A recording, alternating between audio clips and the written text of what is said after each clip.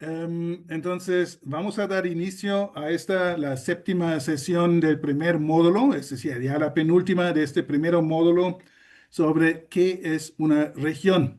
Bienvenidos todos, todas y todes a esta sesión que hoy lo van a impartir los doctores del CRIM, el doctor Héctor Ávila y el doctor Francisco Rodríguez. Pero antes de pasar el micrófono a ustedes, dos cosas. Por uno, quisiera felicitar al CRIM, que mañana van a celebrar 40 años. Así, muchas felicidades de todos nosotros que Muchas somos gracias, muchas igual gracias. centros foráneos. Y pues nosotros también acabamos de celebrar los 40 años desde 85, cuando ambas instituciones fueran creadas. Así Sí, que, y todo un pequeño aviso a todos, es decir, la sección, las ponentes tienen hora y media y por lo regular estamos previendo la última media hora, es decir, de 6:30 hasta las 7 para El otro preguntas, dicho, pero sí, comentarios y no, porque que no respuestas. tengo ese perfecto. Entonces, dicho esto, yo le doy la palabra al doctor Héctor Ávila. Adelante, doctor. muchas gracias, Justus. Muchas gracias en lo que a mí compete por el- la felicitación que nos haces. En efecto, somos instituciones que surgimos al mismo tiempo y bueno, pues cada uno ya saben con sus dificultades, pero ahí estamos, ¿no? Y esperamos seguir. Qué bueno. Bien, la sesión de hoy, que es la penúltima, es una sesión donde vamos a dar un leve repaso a esta idea de los espacios regionales como una perspectiva desde la cual la vemos nosotros en este programa de estudios regionales y que creo que es el interés de este diplomado, de bosquejar un poco por dónde la región es prácticamente una construcción social, como dice la definición más clásica, ¿sí? Entonces, yo voy a dar una parte basándome en lo que ya se ha escrito por uno de los representantes más importantes de la escuela cepalina, que por ahí les pasé el texto, es el caso del texto de Sergio Boissier, que se llama así tal cual, ¿no? Las regiones como espacios socialmente construidos. Ahora, no quiere decir que esta exposición vaya a ser totalmente así tomada de lo que dije de Sergio Boissier. Son planteamientos que hemos venido recogiendo a lo largo de la práctica de hacer, de nosotros adoptar la metodología de las regiones como ámbitos de desarrollo social y socialmente construidos y que nos ha permitido abordar las diferentes cuestiones que acontecen en la vinculación de los territorios y los ámbitos naturales que constituyen, en este caso, nuestro país. Las ideas generalmente son para el contexto, digamos que de América Latina en primera instancia, pero pueden ser para otras formaciones sociales de mayor o menor desarrollo que el nuestro. Entonces, bueno, eh, eh, iniciaríamos. ¿Qué o desde dónde encontramos estas vinculaciones, estas interacciones de la economía, la población y el territorio? A partir de, bueno, pues de desarrollar y de construir un espacio, pero hay que considerar siempre una base material desde la base natural, ¿sí? Eh, si ustedes conocen en sus distintos países, hay también una caracterización natural de los espacios que constan cada uno de sus países, de las regiones, donde encuentran elementos que tienen cierta homogeneidad natural, que pueden ser regiones climáticas, que pueden ser regiones forestales, pueden ser regiones ganaderas, etcétera, etcétera. Entonces, esa interacción entre población, territorio, entre la economía y la población con un territorio viene y se da fundamentalmente a partir de la capacidad que tienen las distintas sociedades que viven ahí, que tienen una evolución histórica y que tienen la capacidad, dependiendo cómo evolucionan sus medios de producción y de cómo evolucionan ellos en términos de una forma de establecer esta vinculación para obtener materias primas, van evolucionando y van dándole un cierto carácter a las regiones. Desde ahí ya tenemos esta idea, este concepto de la región como un espacio social, ¿sí? Porque las intervenciones y las formas en las que las sociedades toman elementos del medio natural es para, básicamente para realizar actividades que les permitan reproducirse. Por eso aquí, en este caso, lo importante desde un punto de vista de las regiones como espacio social es caracterizar estos recursos naturales y se da este binomio que de alguna manera es un elemento un tanto contradictorio. Es decir, ¿qué tanto en esos recursos naturales puede haber un intercambio que supuestamente debería ser un balance entre cuánto se les trae, cuánto se extrae, es decir, cuánto se utiliza a la naturaleza, acorde a las condiciones de la reproducción social que tiene cada ámbito social? Entonces, por eso es muy importante qué tanta es la capacidad de la reproducción social y qué tantas son las condiciones que lo pueden permitir o no lo pueden permitir, ¿sí?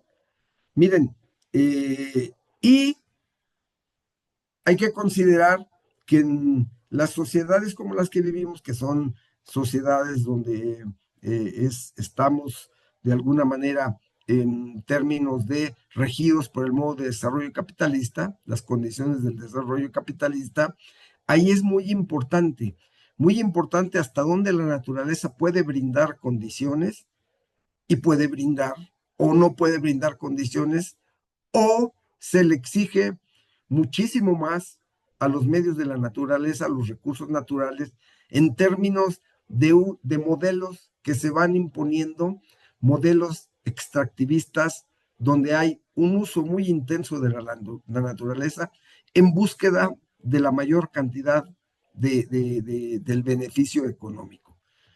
Yo quisiera en todo caso, así creo que ustedes tienen muchísimos ejemplos. Esto es muy típico de espacios, digamos, agrícolas, por decir algo, donde la producción se va orientando básicamente hacia el monocultivo.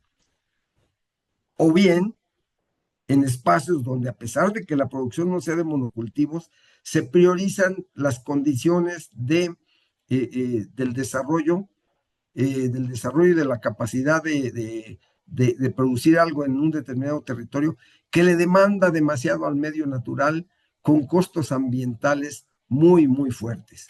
Miren, mi país, en términos de su comercio exterior, es uno de los sectores más poderosos, es en el ámbito agrícola, dos cultivos básicamente. Uno, el aguacate, que bueno, así se le llama casi en toda América Latina, el aguacate, que en este caso tiene la ventaja de estar a las puertas del mercado norteamericano, que demanda mucho, ¿sí? Ese es uno. Y otro, que también está vinculado al mercado norteamericano, es la producción de tequila. La producción de tequila y el aguacate son dos de los principales cultivos de la economía mexicana. Pero ambos dos le demandan al entorno natural una cantidad tal de elementos que hay un desbalance muy fuerte en términos de las condiciones de la producción, y me refiero a la gran cantidad de elementos y nutrientes que le demandan a los suelos, y que para eso, bueno, cada vez hay que estar haciendo prácticas más basadas en el uso de la agricultura industrializada, de la agricultura convencional, donde se utilizan una gran cantidad de agroquímicos, ¿sí?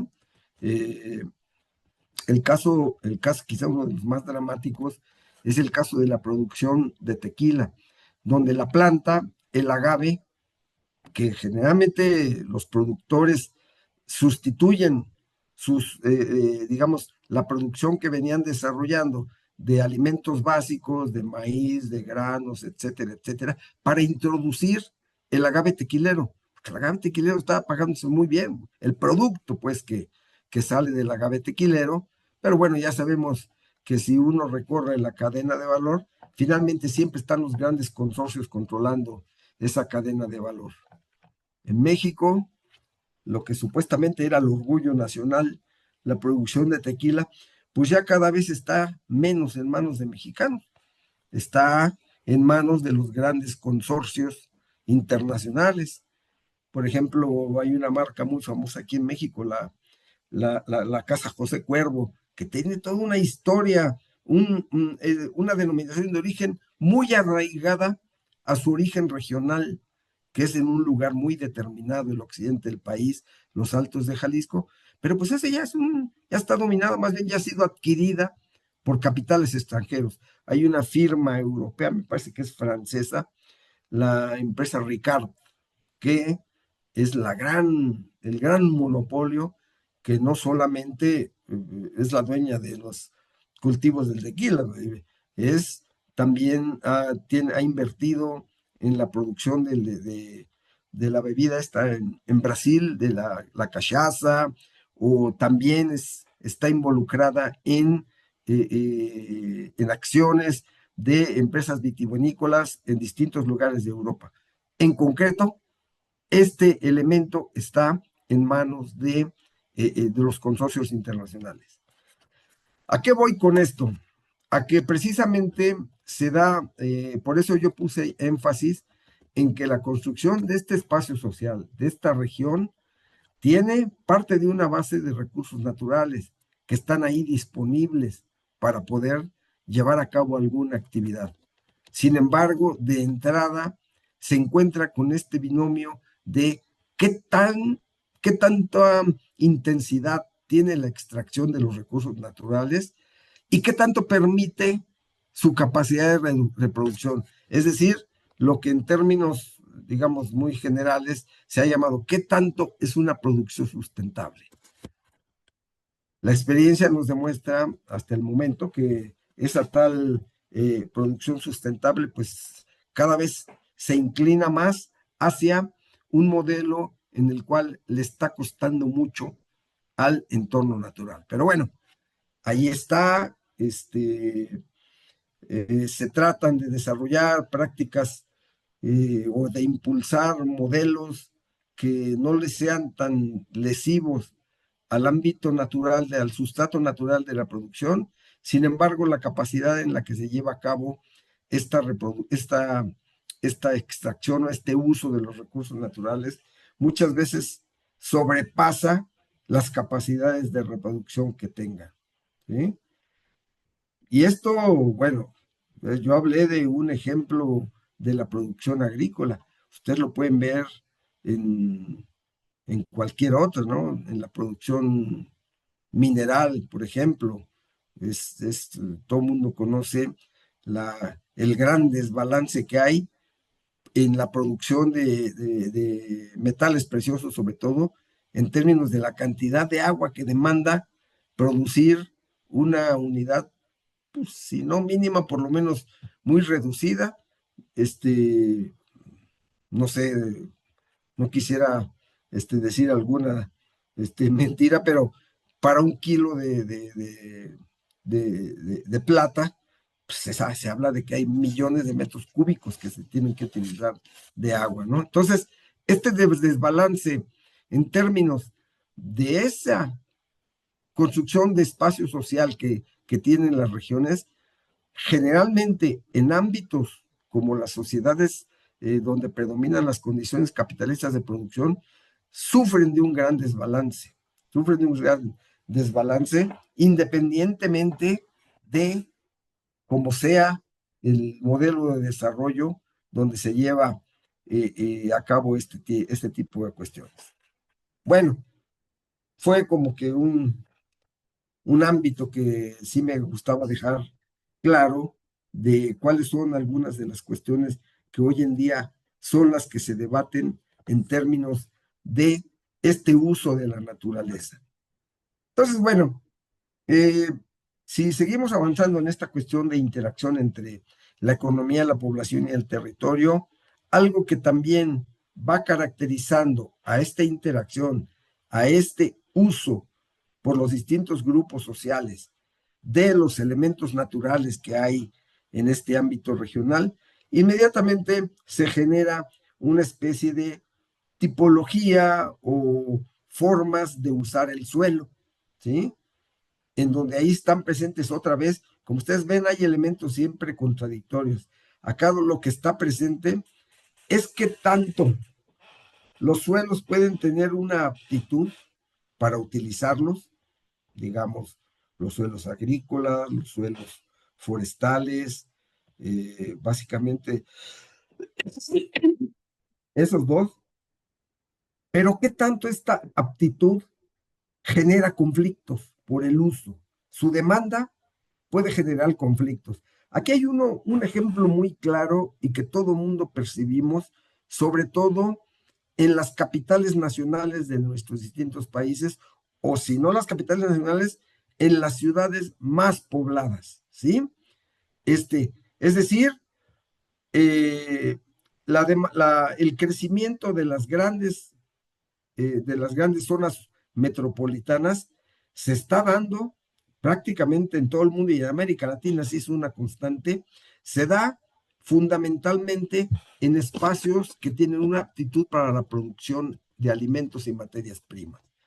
Las ciudades, la expansión urbana, cada vez de manera más frecuente, ocupa espacios para cambiar el uso, para atender otros usos, en concreto usos habitacionales.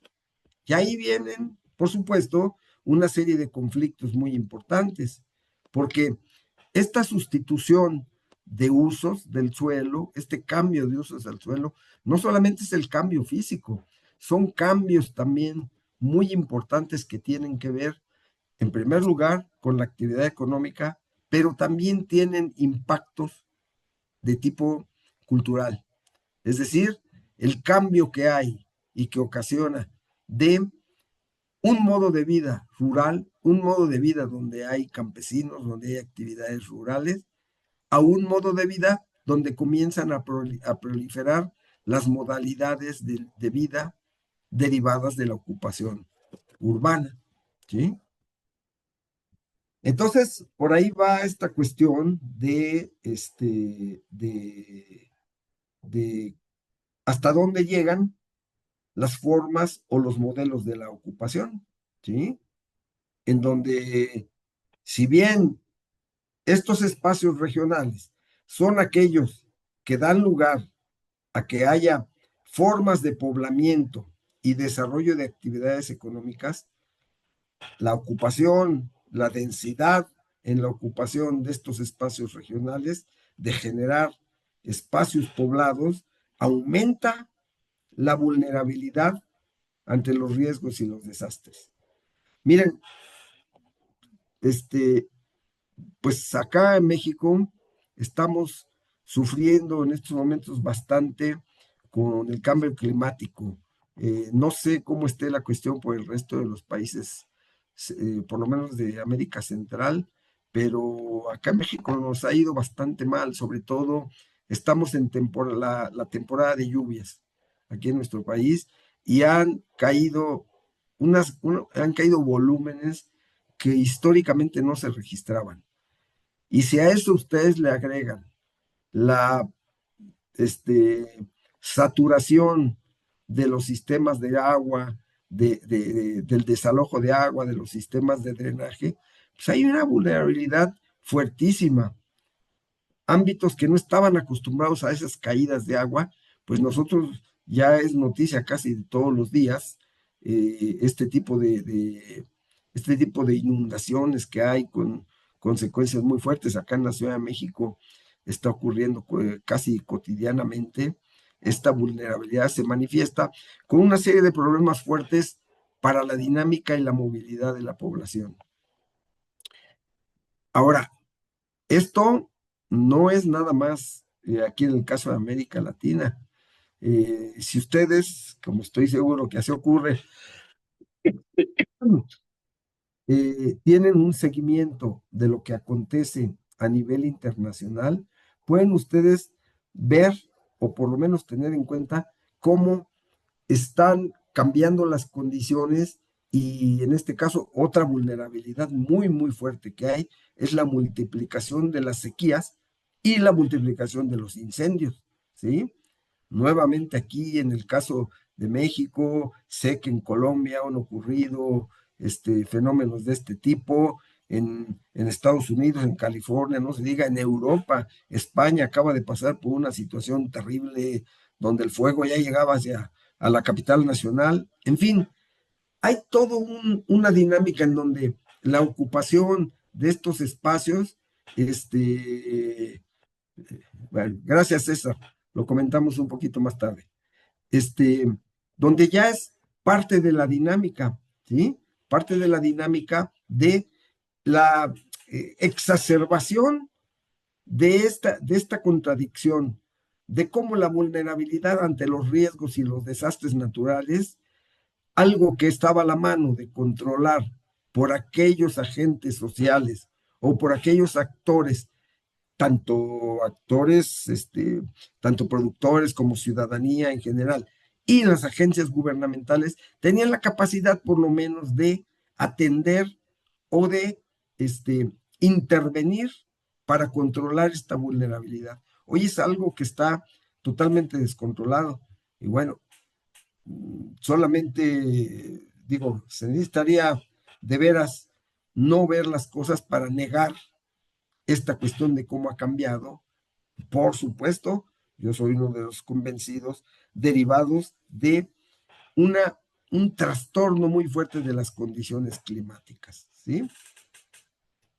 Y bueno, pues ahí en ese sentido también, pues estamos viendo que una parte también, una de las agendas importantes que tenemos en este proceso de interacción entre la economía, la población y el territorio para distinguir la existencia de regiones, tiene que ver con una de las incidencias más importantes en el medio natural y en el cual hasta el momento la dinámica y la movilidad que tienen las condiciones de tipo económico no permiten que haya un balance, no permiten que haya una dinámica de equilibrio entre esta extracción y la capacidad de asimilar o de reciclar ese tipo de demandas que se le hacen al medio natural. Ya hoy en día es un problema muy fuerte en todo el mundo y en nuestro subcontinente, pues no se diga, la cuestión de cómo el desbalance es muy fuerte. Las sociedades contemporáneas producimos muchos desechos, ¿sí? Y son, desde mi punto de vista, una de las cuestiones más graves que están sin resolverse en las sociedades contemporáneas es la generación de los residuos, sobre todo los residuos sólidos, ¿sí? La cuestión de la contaminación atmosférica también muy grave, la contaminación de los cuerpos de agua también, ¿sí? Este, pero creo que desde mi punto de vista la cuestión de los desechos sólidos, de la basura sobre todo, es algo que está pues ahí en el núcleo de la discusión, en el núcleo del debate, sin encontrarse una solución adecuada. En conclusión de esta primera lámina que aquí les presento, lo primero que se derivaría de acá es hasta dónde ha sido una relación armónica el proceso de ocupación de espacios regionales para ocuparlos y de desarrollar tanto la vida cotidiana como la economía y los espacios donde vive la gente en una región, pues el balance es absolutamente desfavorable a las condiciones de reproducción de este medio natural ante el ritmo que lleva la dinámica social.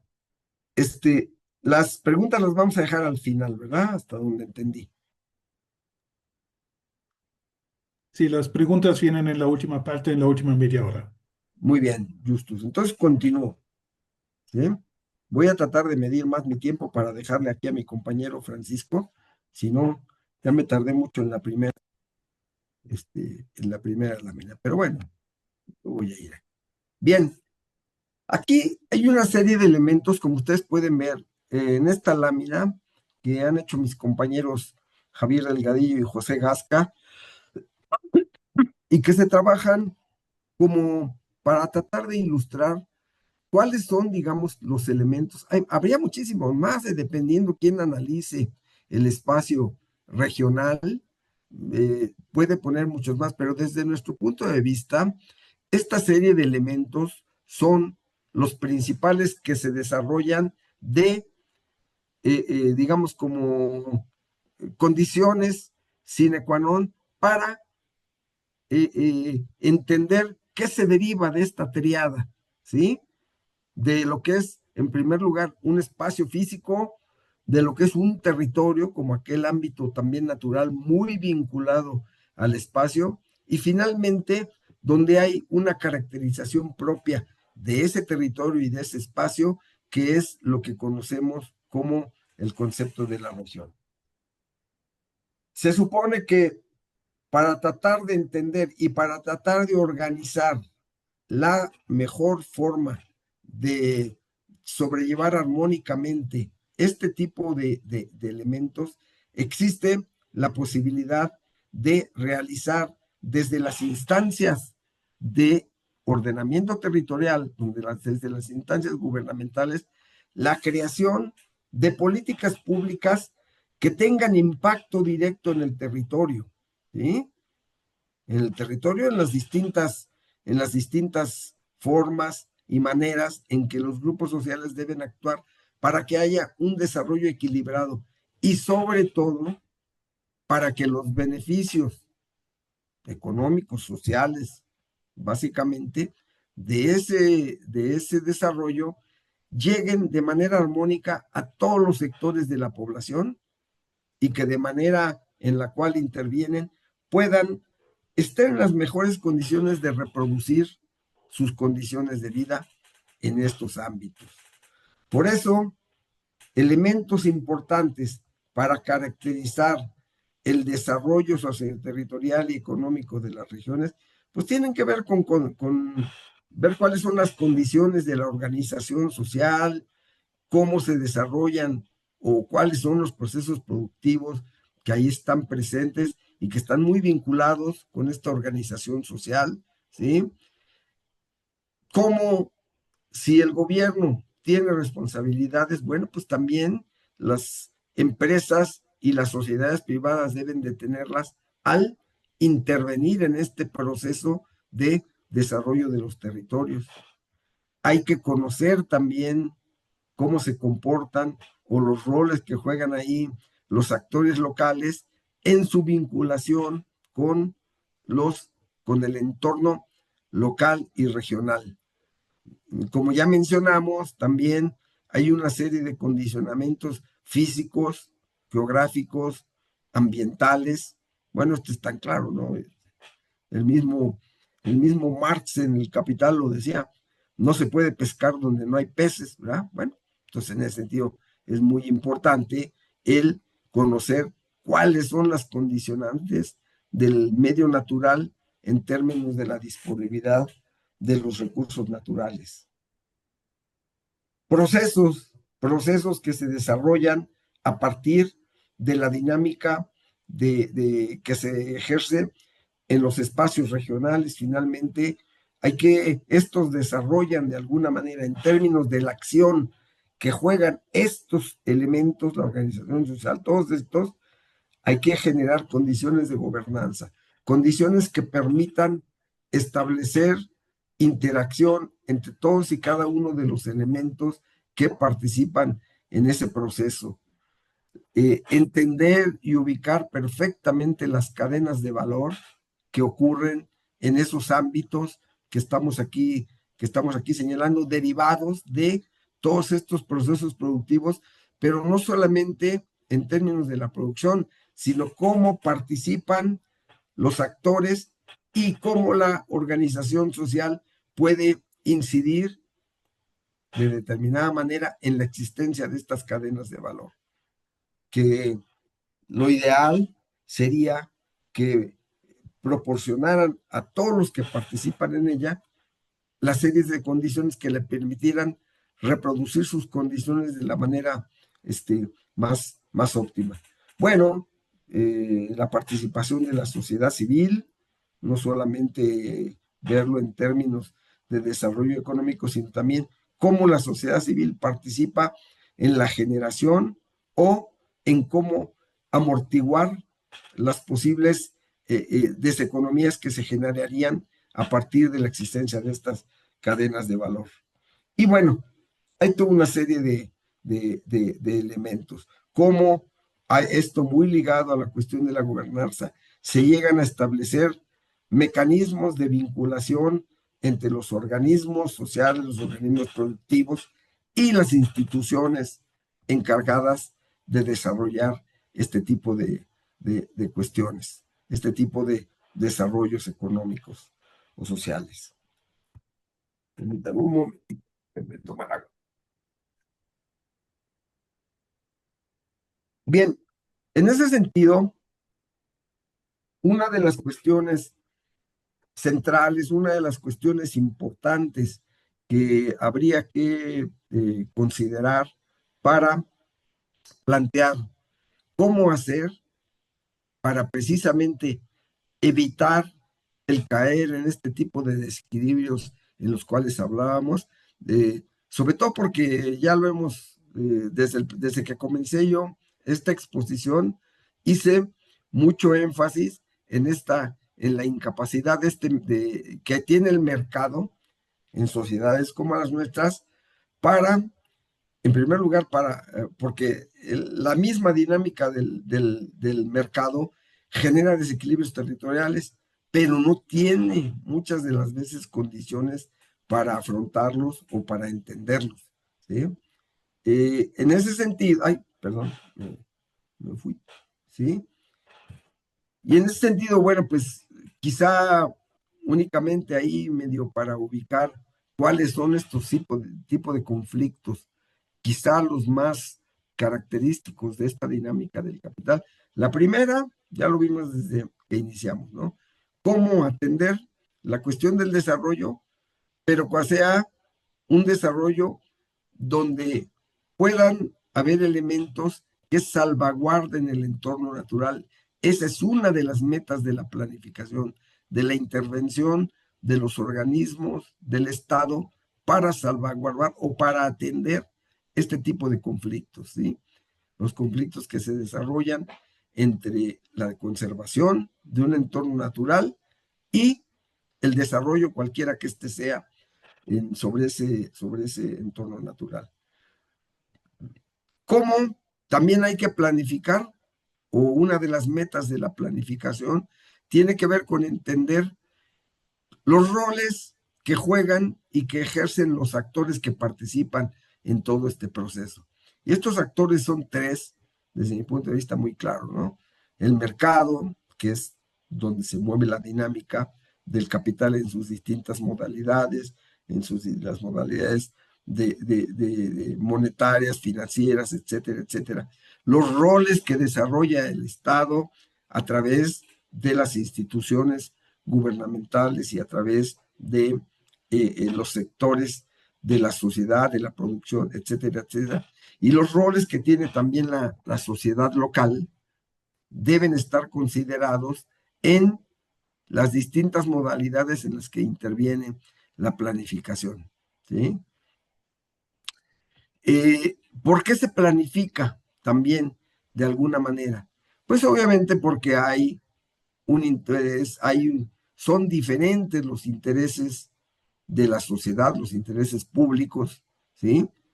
Que respecto a los intereses privados.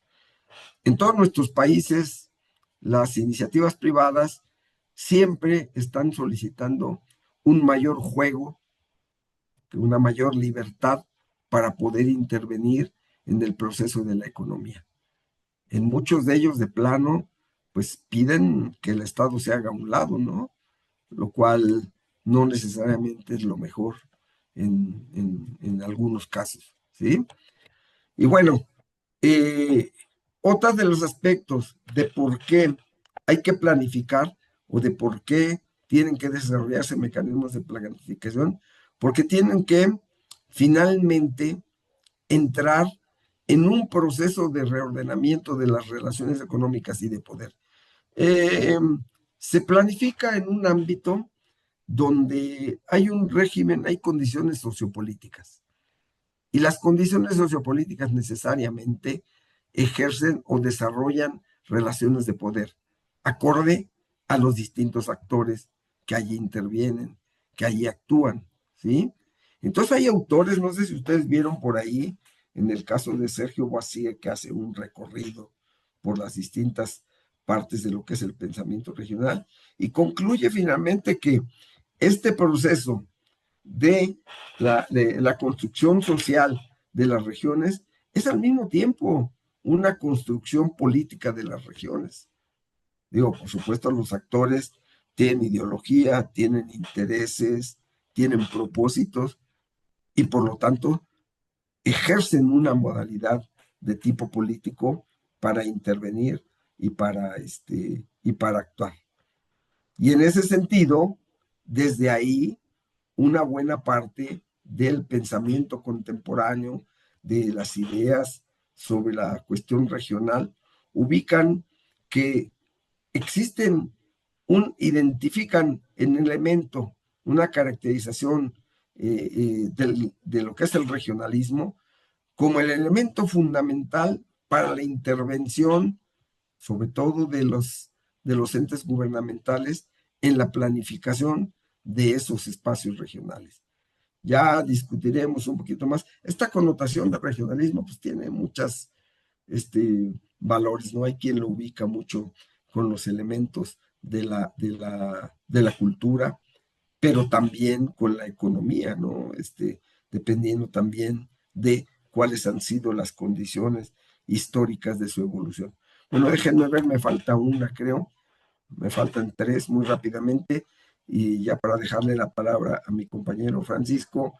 Y bueno, nada más esto viene siendo como una especie de recapitulación, ¿no? De lo que hemos señalado acá, donde planteamos que estos procesos de desarrollo tienen una característica fundamental: concentran y desequilibran los territorios.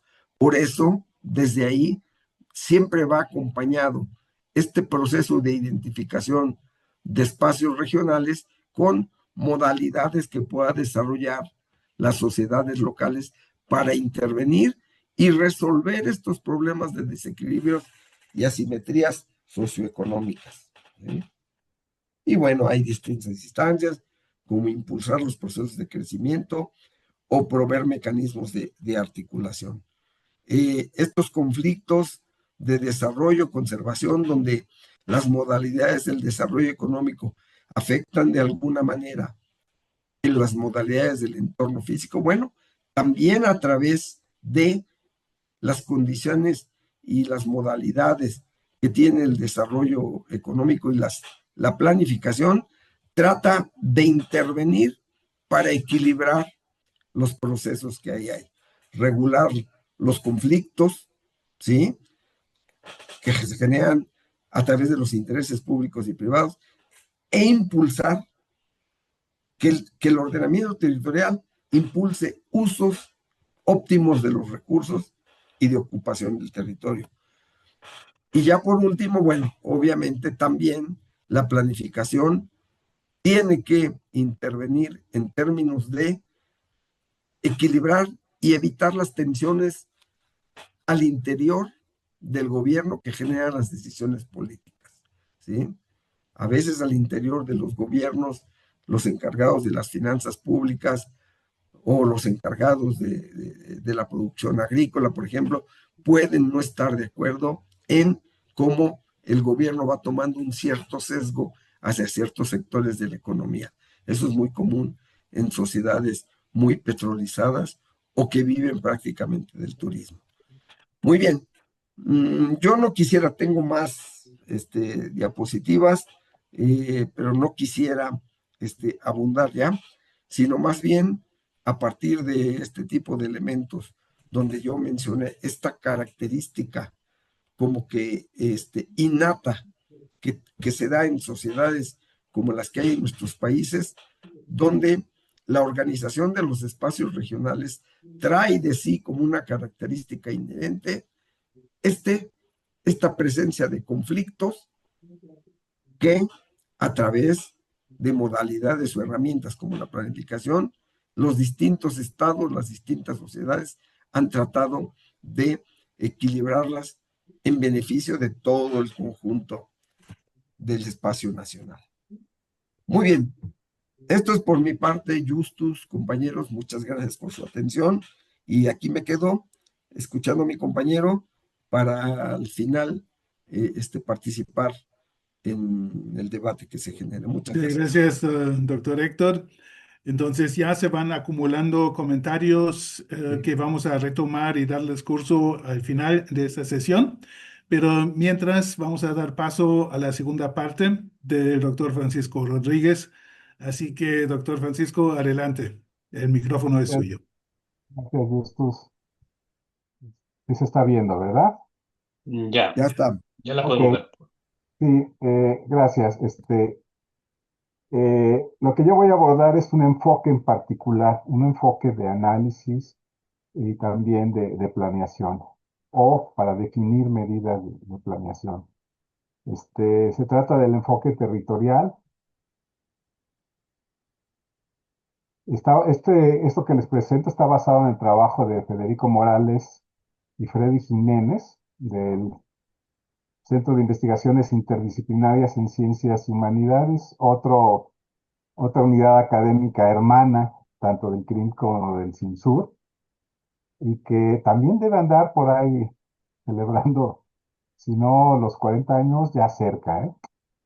Bueno, este trabajo, que lo pusimos en la bibliografía del curso, pues aborda los fundamentos de lo que ellos llaman enfoque territorial, que se considera de importancia para el impulso del desarrollo regional y sobre todo la necesidad de una comprensión clara y profunda de los componentes de ese desarrollo y la importancia de difundir y promover el enfoque para la construcción de iniciativas de desarrollo regional y territorial.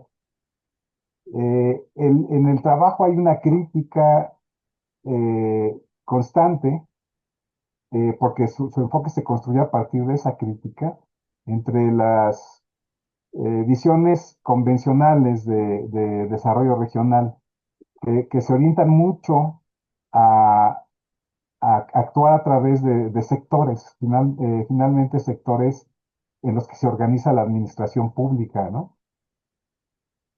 En cambio, el enfoque de desarrollo territorial se entiende como por tener un carácter integral que se basa en tres componentes fundamentales: los actores, las dimensiones territoriales, que también podemos entenderlos como ámbitos de actuación, y las escalas espaciales y los niveles que se pueden identificar dentro de esas escalas, ¿no?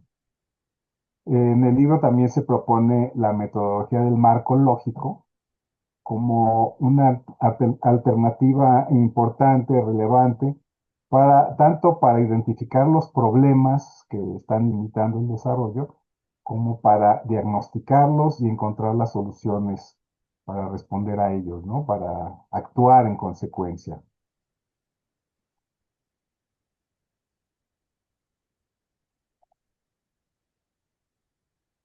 Bueno, se parte de entender el territorio como una construcción social que se configura a partir de las relaciones entre las personas, entre los humanos, y de los humanos con el medio biofísico, con el uso del territorio y con la explotación de los recursos naturales. Esto es diferente de comprender el territorio solamente como un simple contenedor de actividades humanas. Y también es diferente de entender lo territorial como, como el retomar nada más las demarcaciones político-administrativas subnacionales, los estados, las municipalidades, las localidades, ¿no? Entonces, esa construcción social del territorio implica que este no existe, por lo menos en este concepto, sin la acción humana, que se manifiesta en múltiples niveles de escalas espaciales. Para entenderlo, se plantea la diferencia entre lo que sería el análisis espacial tradicional y el análisis territorial a partir de este enfoque, ¿no? El análisis espacial está centrado en patrones de distribución de variables sociales y económicas basados en datos georreferenciados. En cambio, el análisis territorial se enfoca en las relaciones entre los actores y en la forma en que estas relaciones configuran los territorios. No se basa solo en las variables geográficas. Se trata de enfoques distintos que no deben confundirse ni tratarse estos términos como sinónimos.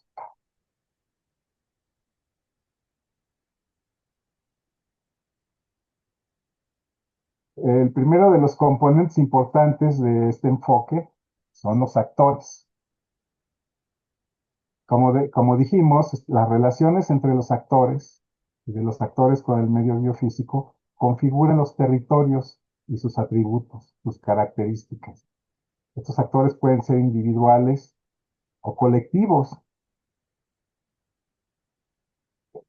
Para ver qué actores son los más relevantes, es importante observar sus vínculos con los procesos territoriales, no solamente en su condición de habitantes. Se reconoce que los actores pueden actuar en múltiples niveles, lo que implica que las dinámicas locales pueden estar influenciadas por factores nacionales y globales, no solamente los factores locales propios del territorio, ¿no? Sino siempre hay una influencia externa. La comprensión de estas relaciones es importante para abordar los problemas y definir los objetivos de desarrollo en un contexto territorial. Debe incluirse a todos los actores residentes y no residentes que intervienen en los procesos de construcción del territorio y de su problemática. Esto es importante para poder llegar al fondo de los problemas, identificar correctamente sus causas y actuar en consecuencia, ¿no? Hacer las propuestas de los medios por los cuales se pueden solucionar esos problemas. También es importante la participación consciente de los actores, lo cual implica gobernanza de los actores, tanto residentes como no residentes. Esto es esencial para poder impulsar el desarrollo. También hay que acotar que tradicionalmente se confunde el desarrollo territorial con la participación social. Y esta confusión ha limitado el análisis no solo a los actores residentes. Por eso deben incluirse a todos los actores residentes y no residentes que intervienen en los procesos de construcción del territorio y también en la construcción de su problemática. Sobre las escalas espaciales y sus niveles. Esta consideración tanto de las escalas espaciales como de los niveles a su interior es crucial para entender las relaciones en el enfoque territorial. Las escalas espaciales se definen como ámbitos dimensionales que pueden adoptar diferentes formas, como político-administrativas o de carácter funcional. O sea, pueden ser estados, municipalidades o localidades, que serían, digamos, escalas relacionadas con ámbitos político-administrativos, o pueden ser de carácter funcional, ¿sí?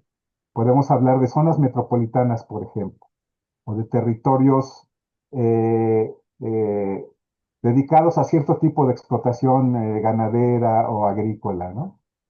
que no necesariamente coinciden con demarcaciones político-administrativas. Ahora, los niveles de una escala espacial son unidades de análisis localizadas dentro de la misma escala, ¿no? Representan posiciones jerárquicas y su elección depende del problema o fenómeno que se está analizando. Por ejemplo, a la escala de una municipalidad existen unidades de carácter estatal o federal, como agencias o delegaciones, pero también pueden existir agentes económicos externos que influyen en la dinámica del territorio, como el caso de la comercialización de la producción agrícola local, que se relaciona con mercados externos, o el caso de empresas que están conducidas desde fuera, desde otras escalas u otros territorios. Las relaciones entre actores se establecen desde estos diferentes niveles de escalas espaciales y eso condiciona su percepción y sus acciones.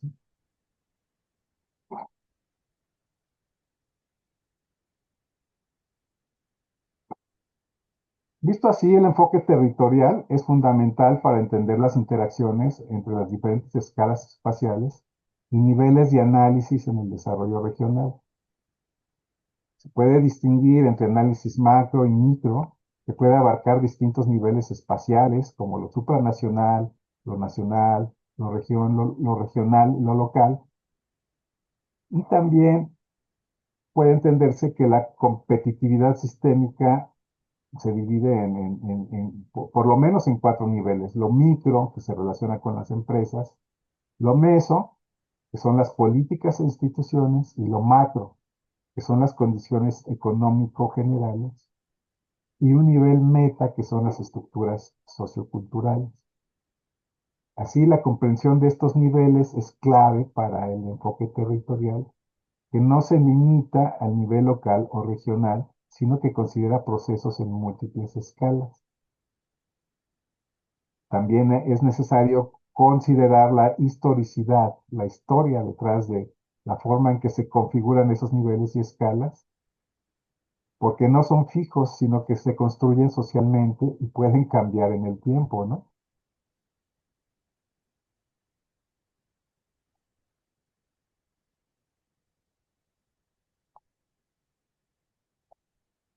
Estos autores usan esta metodología del marco lógico para aplicar este enfoque territorial y pienso yo que es útil darle una mirada porque finalmente puede ser una alternativa de análisis e incluso de planeación, ¿no?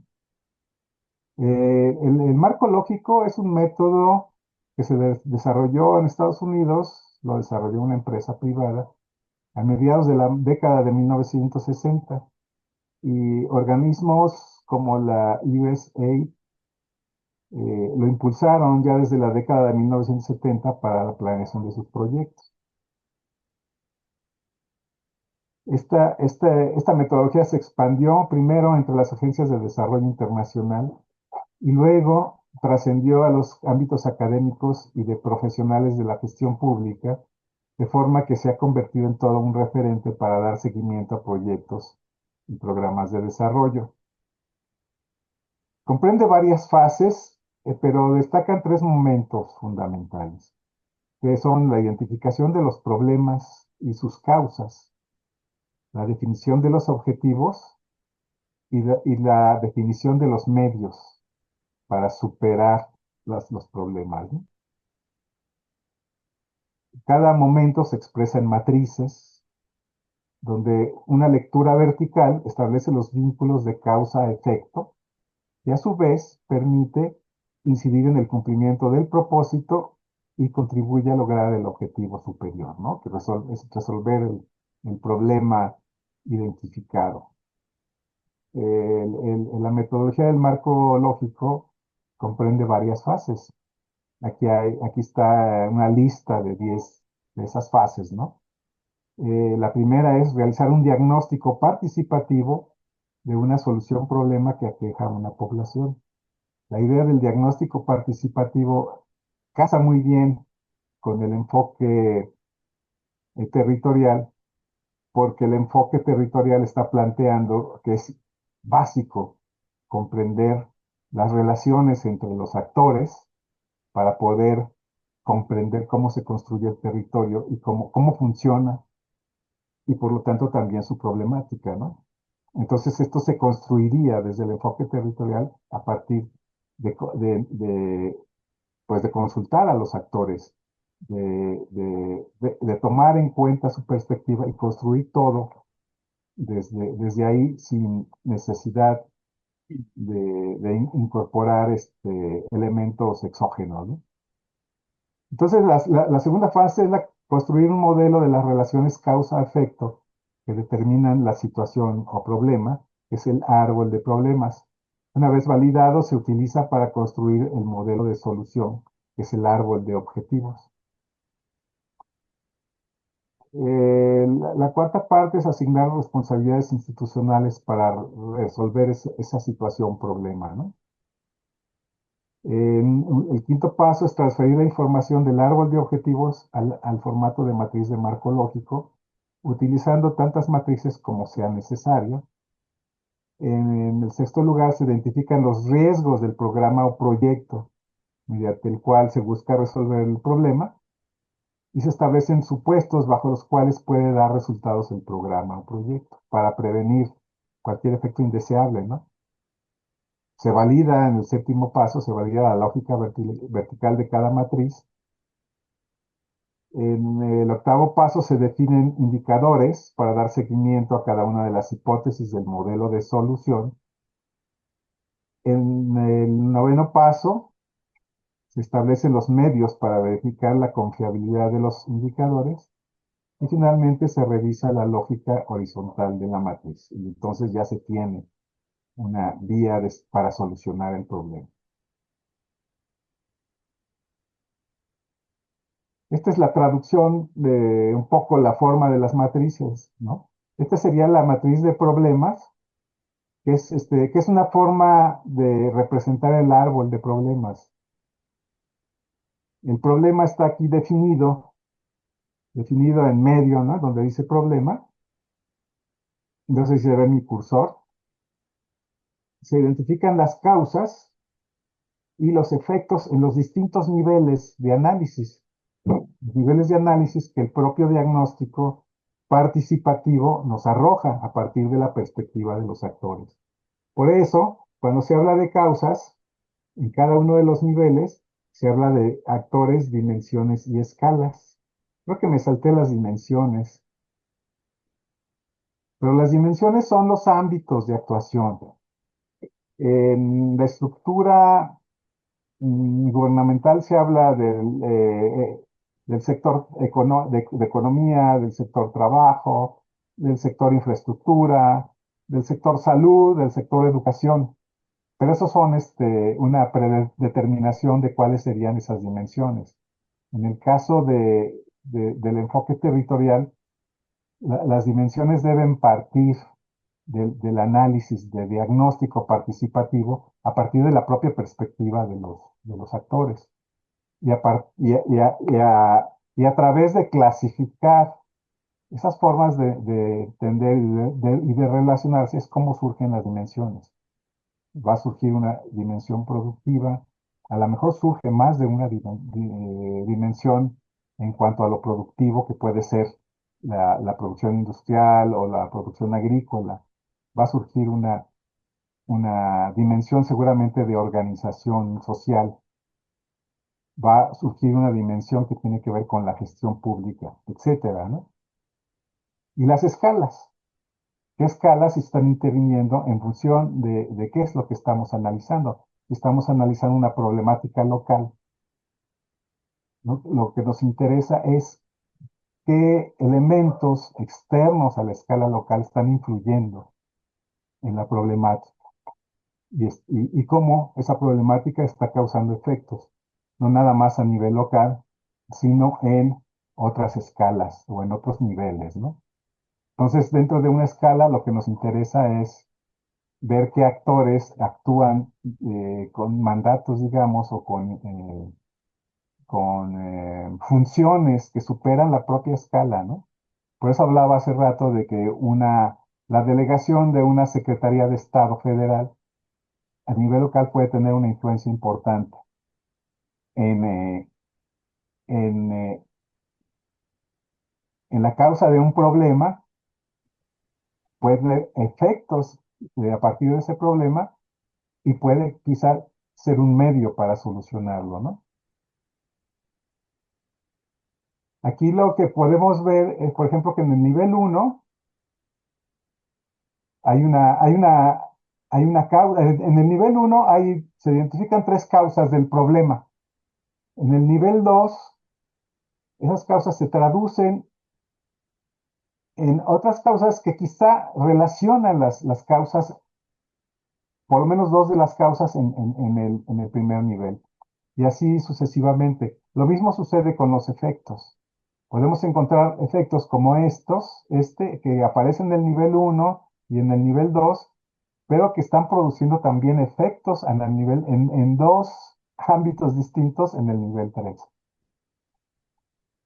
De la matriz de problemas se pasa a una matriz de objetivos, donde se identifican los fines a los cuales las cosas que hay que resolver, se enuncia un objetivo particular para cada uno de los efectos y se establecen los medios para lograrlo, ¿no?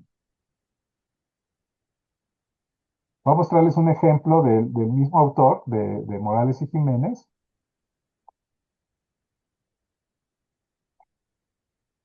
El problema es que hay un desabasto de agua en las localidades de San Juan Cancuc, en Chiapas. Y se identifica una serie de efectos, ¿no?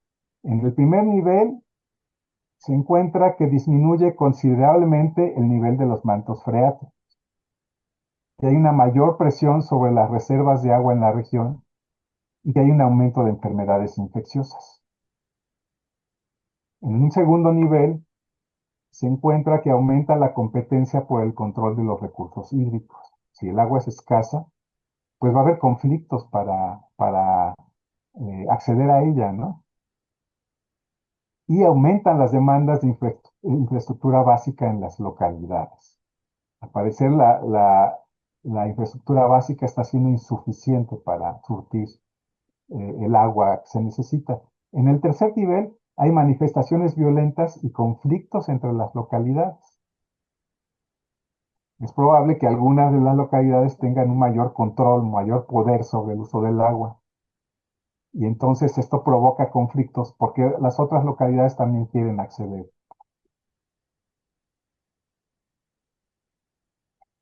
Estas son las causas identificadas en el primer nivel. Por un lado, una de las primeras causas es que hay desforestación y sobreexplotación de los recursos ambientales. Una segunda causa es que hay falta de cuidado y uso eficiente del agua en las unidades familiares. Una tercera causa de primer nivel es que hay una disminución de la capacidad de los mantos acuíferos en la región. Y todo esto está interrelacionado, ¿no? Los actores, ahí están, ustedes los pueden ver. Para la primera de las causas, que es la deforestación y sobreexplotación de los recursos ambientales, pues los actores son los productores, las autoridades comunitarias, la delegación regional de Conagua, que es la Comisión Nacional del Agua, la CONAFOR, que es la Comisión Nacional Forestal, y la delegación regional de Zagarpa, la Secretaría de Agricultura. Y las escalas tienen que ver con lo que es local y lo que es regional, ¿no?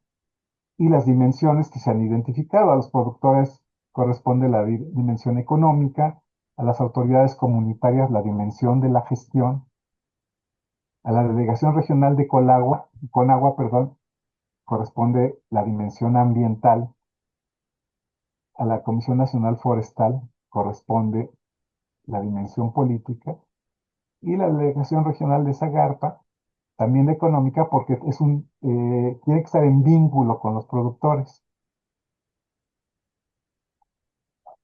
Ustedes pueden consultar en la lectura la descripción más completa de todo esto, ¿no? Lo que sigue es la identificación de las causas de segundo nivel. Se identifican, en este problema, se identifican dos causas. Una es la falta de asesoría técnica para el aprovechamiento adecuado de los recursos ambientales, donde los actores identificados son los productores, las familias, los asesores técnicos forestales de la Comisión Nacional Forestal, las delegaciones y las delegaciones regionales de SAGARPA, la Secretaría de Agricultura, y de la Comisión Nacional del Agua, ¿no? Entonces, las escalas, lo local y lo regional, y las distintas dimensiones.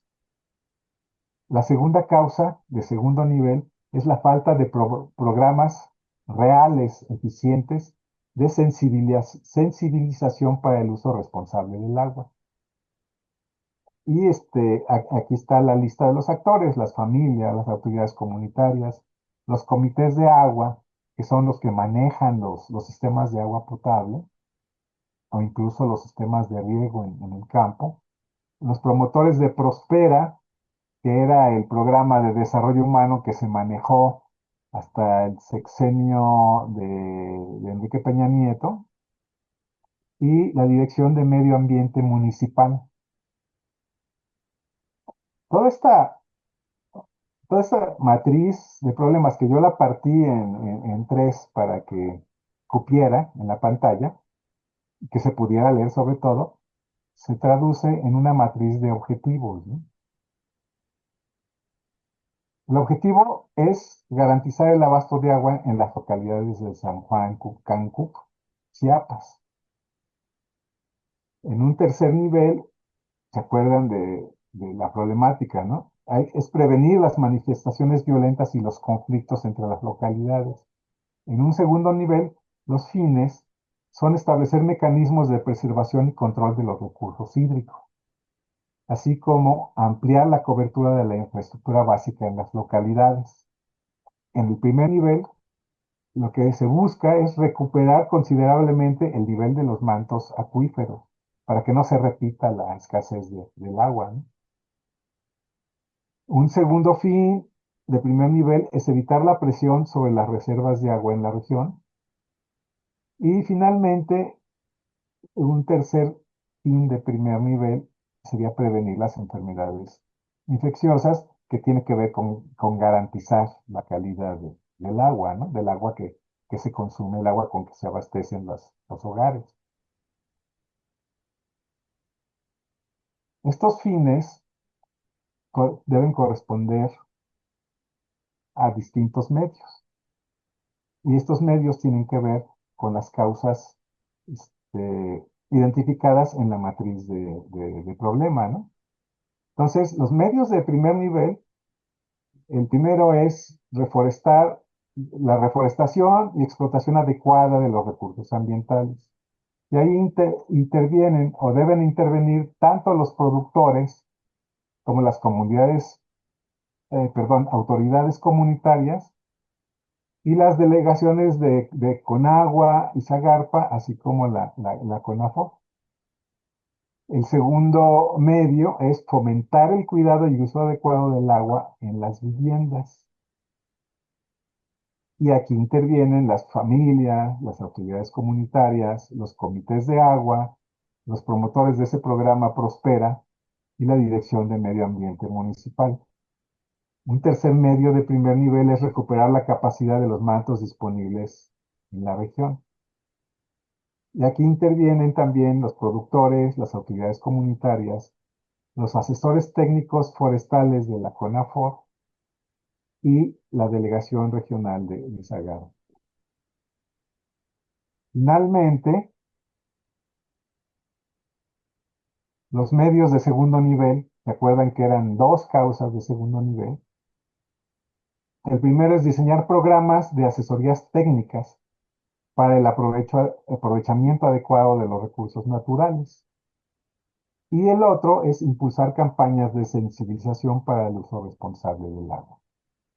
Entonces, de esta manera se identifica el problema, se identifican las causas y los efectos que está provocando, y a partir de ahí se construyen los objetivos y los medios para resolverlo.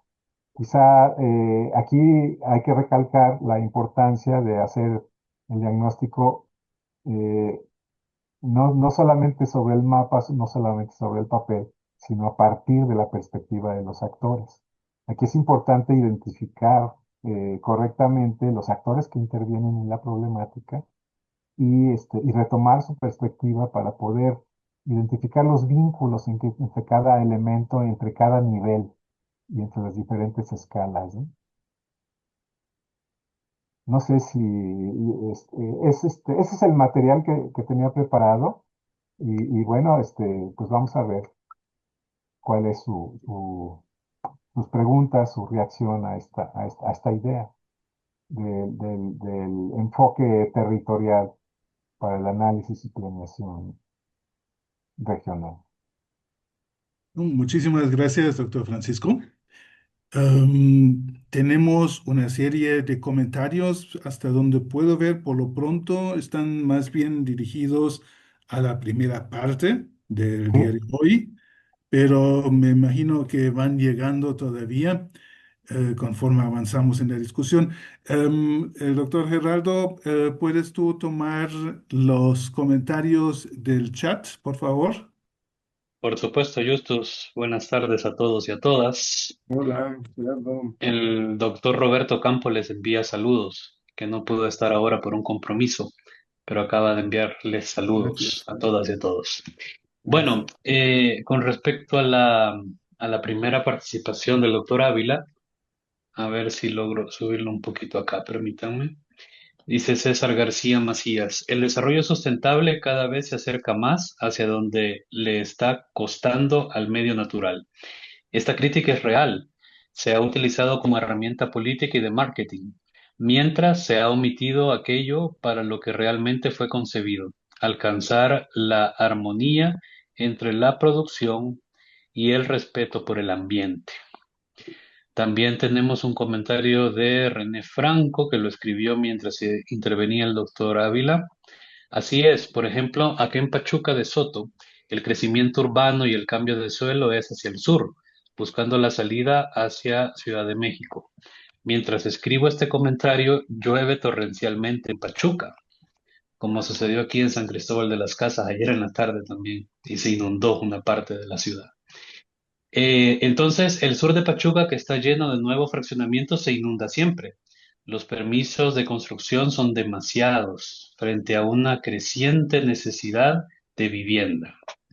Eduardo Luna Contreras escribió, en Brasil, frente a ser sede del COP30, y quieren talar zonas del Amazonas, a pesar de existir inundaciones en diversas zonas. Los bonos de carbono y la contaminación que ha generado los incendios y la lluvia ácida, por ejemplo, en China y Estados Unidos.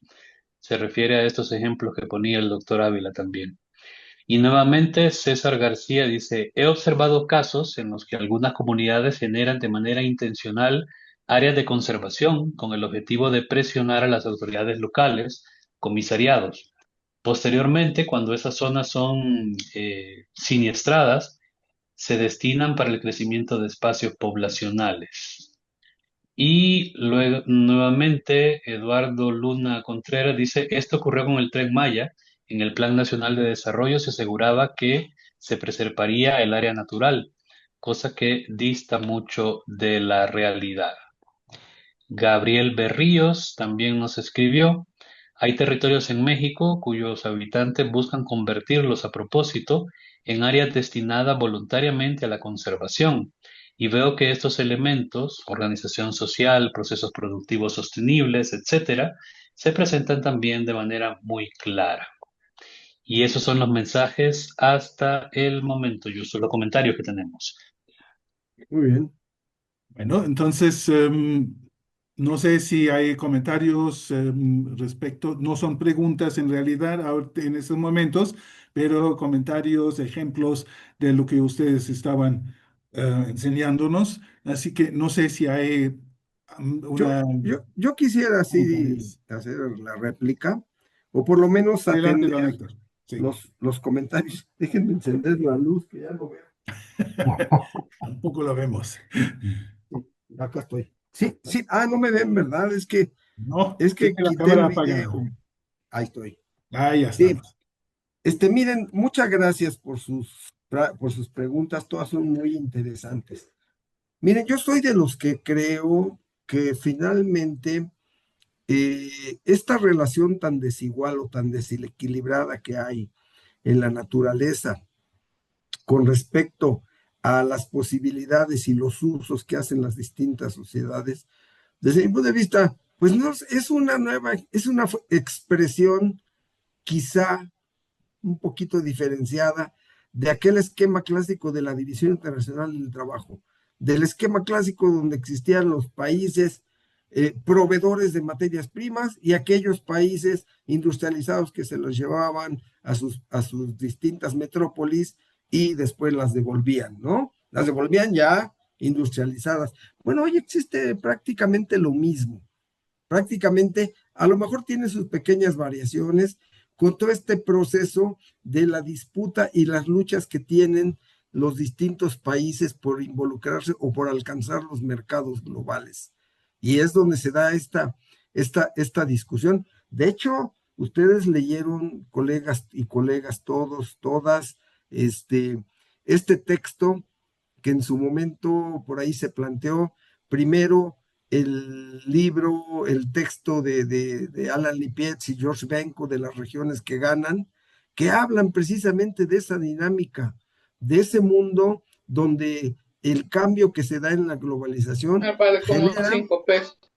perdone, Creo que había un micrófono no apagado. Perdón. Sígale usted. sí, de ese ámbito, esa modalidad en donde el cambio de paradigma productivo que se genera en torno a la cuestión de la globalización trae una serie de planteamientos en donde ahora las dinámicas comerciales se van a dar a partir de fortalecer los regionalismos. Por eso en casi todo nuestro subcontinente latinoamericano se fortalecieron los bloques regionales. El primero de ellos, bueno, el que nos tocó a nosotros con, con uno de los países más ricos, con el país más rico del mundo y uno no tan rico, absolutamente desigual. Pero el caso de Centroamérica, donde también comenzaron a proliferar los bloques regionales, porque era imposible insertarse en las dinámicas del comercio internacional por sí solo, ¿sí? O sea, las nuevas dinámicas comerciales y económicas te obligaban a formar parte de un gran bloque regional. Entonces, hoy en día eso es lo que hay. ¿Y qué es lo que pasa? Por eso yo decía que era una versión no muy lejana a lo que era el esquema clásico de la División Internacional del Trabajo.